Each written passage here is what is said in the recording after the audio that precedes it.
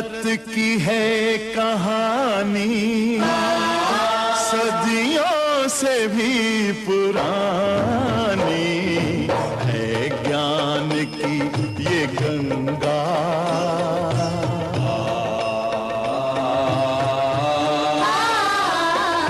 है, ज्ञान की ये गंगा ऋषियों की अमर वाणी। जय श्री कृष्ण। परमपिता परमात्मा की कृपा से आप सभी लोग अच्छे होंगे। यदि आपके जीवन में दुख है, तनाव है, आप जल्दी क्रोधित हो जाते हैं, आपके जीवन में चिड़चिड़ापन है, आप चीज़ों को सहन नहीं कर पाते, आप दुखी हैं और सोचते हैं कि मैं दुखी क्यों हूँ, तो उसके बात को समझना पड़ेगा। आप दुखी हैं अज्ञान के कारण। अज्ञान जब तक आपके जीवन में रहेगा तब तक आप दुखी रहेंगे। दुख का निवारण क्या होता है? दुख का निवारण होता है ज्ञान। जब मनुष्य ज्ञान से परिपूर्ण होता है तो दुख उसके जीवन से स्वतः ही चले जाते हैं। ज्ञान भी कई प्रकार के होते हैं।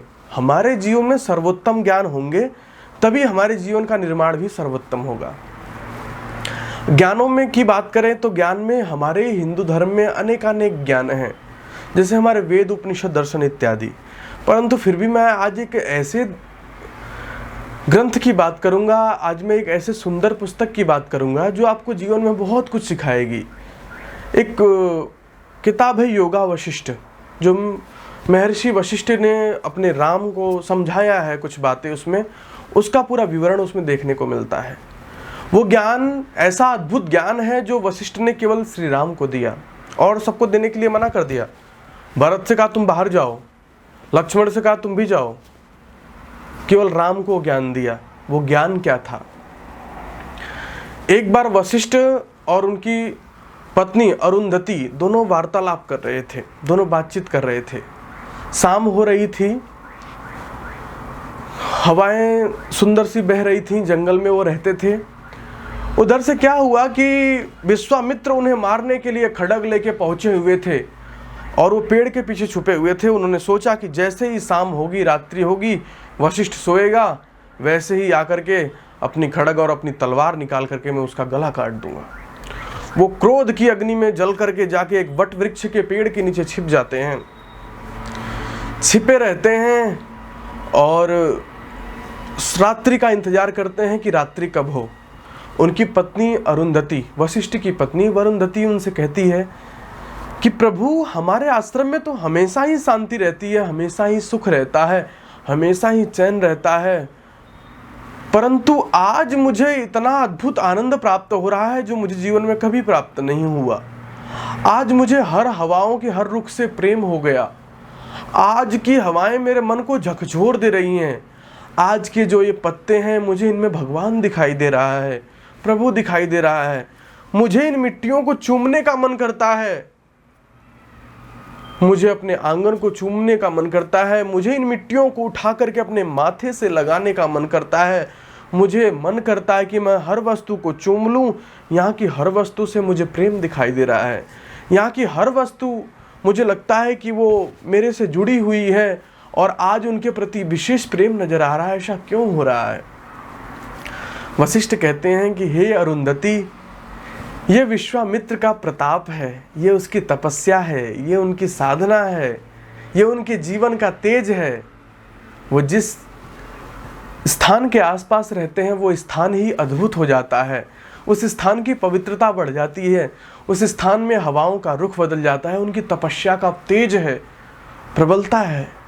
अरुंधति कहती है वही विश्वामित्र जिसने मेरे 100 बच्चों की हत्या कर दी, खेल खेल में जिसने मेरी परीक्षा के लिए मेरे 100 बच्चों को मार दिया।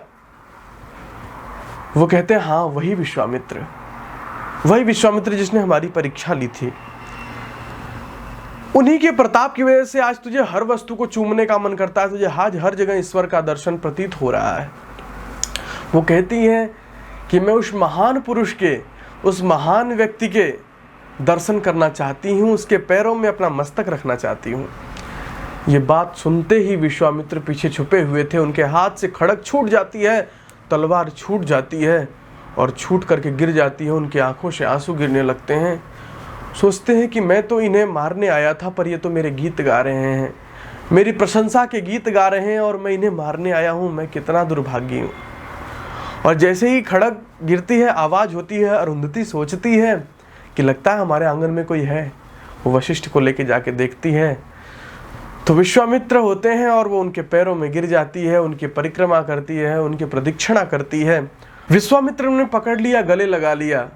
उन्होंने तो उनकी प्रशंसा की, पर विश्वामित्र अब खुश नहीं थे। विश्वामित्र अपने आप में दुखी थे, वो निराश थे, वो हताश थे। और उन्होंने कहा कि तुम लोग मैं प्राणों का प्यासा था और तुम लोग मेरी ही प्रशंसा कर रहे हो, मेरी ही गीतों को गा रहे हो, मेरी ही उन्नति की गीतों को गा रहे हो, मेरी प्रशंसा कर रहे हो। अहो भाग्य मेरे। वो दुखी होने लगे, पर ऋषि तो ऋषि होते, उन्होंने उन्हें भी दुखी नहीं होने दिया और प्रत्येक प्राणी के लिए संदेश दिया कि दुनिया का कोई अगर आपके जीवन में समस्या है, आप क्रोधित होते हैं, आप किसी को मारने जाते हैं, काटने जाते हैं, आपको कोई मारने आता है, काटने आता है, आपको कोई दुखी करता है, आपको कोई पीड़ित करता है, तो उसका एक ही समाधान है, हर व्यक्ति अपने आप को अध्यात्म से पूर्ण कर ले। जब व्यक्ति अध्यात्म से पूर्ण हो जाता है तो ध्यान रखना उसके हथियार छिन जाते हैं, सारे हथियार छिन जाते हैं, अनाचार छिन जाता है, व्यभिचार छिन जाता है, दुनिया की सारी बुराइयां छिन जाती हैं, कहूँ कि जितने दुर्गुण है वो छिन जाते हैं अगर व्यक्ति आध्यात्मिक हो जाता है। विचारधाराएं बदल जाती हैं और जब विचारधाराएं बदल जाती हैं तो जीवन का निर्माण अच्छा होने लग जाता है। फिर हम किसी के खून के प्यासे नहीं होते हैं, फिर हम अपनी उन्नति की भी सोचते हैं और दूसरे की भी उन्नति की सोचते हैं, अपने मन को भी पवित्र करते हैं और सामने वाले के मन को भी पवित्र करने का ही प्रयास करते हैं। किसी को दुखी, किसी को सताना, किसी को पीड़ित करना, ये हमारे स्वभाव से स्वतः ही निकल जाता है।